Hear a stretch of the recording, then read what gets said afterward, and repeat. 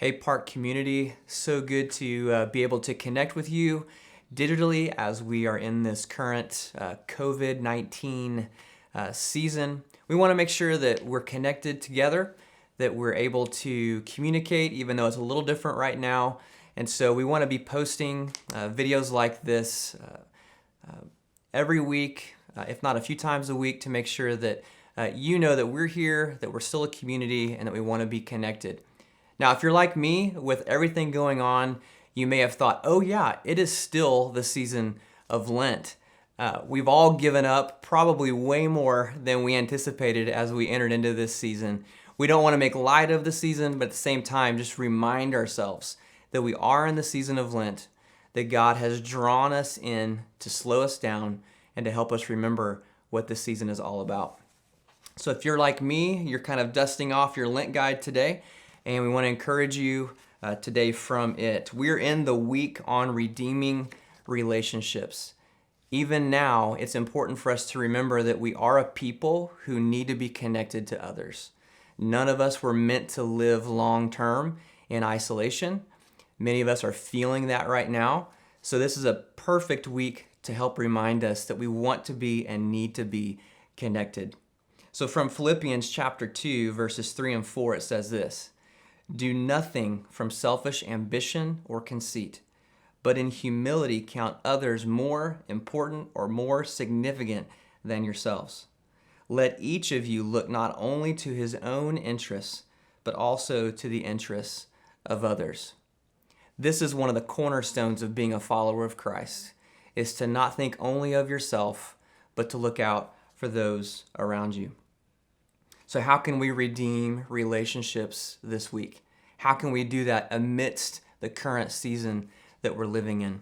It might mean that you just need to be reaching out via FaceTime with those that you love. Think about who you normally attend church with, and maybe they're not as connected to others as you might be. Text them, reach out to them, see how they're doing. Because we know that Christ entered into our world, that he moved towards us. So as the church, how can we move towards others this week? In the Lent guide, it says this, that Christ entered into a relationship with us while we were still sinners and enemies of God. He lived among us, he broke bread with us, and he taught us. Yet we turned against him, ultimately crucifying him to a cross. The call to be Christ-like requires the same from us. It requires us to love people and to be fiercely committed to them, even to the point of death. So how can we, the church, be committed to our neighbors, to local businesses, and to those around us this week? The examine for this week is also perfect. Now, what an examine is just how it sounds. It's meant to help us slow down, to be introspective, to be prayerful, and to lay our hearts before God afresh. So what we want to do this week in the examine is to make it a discipline to practice every night before we go to bed saying a prayer like this. So here's our prayer for this week's examine. Father, search our hearts.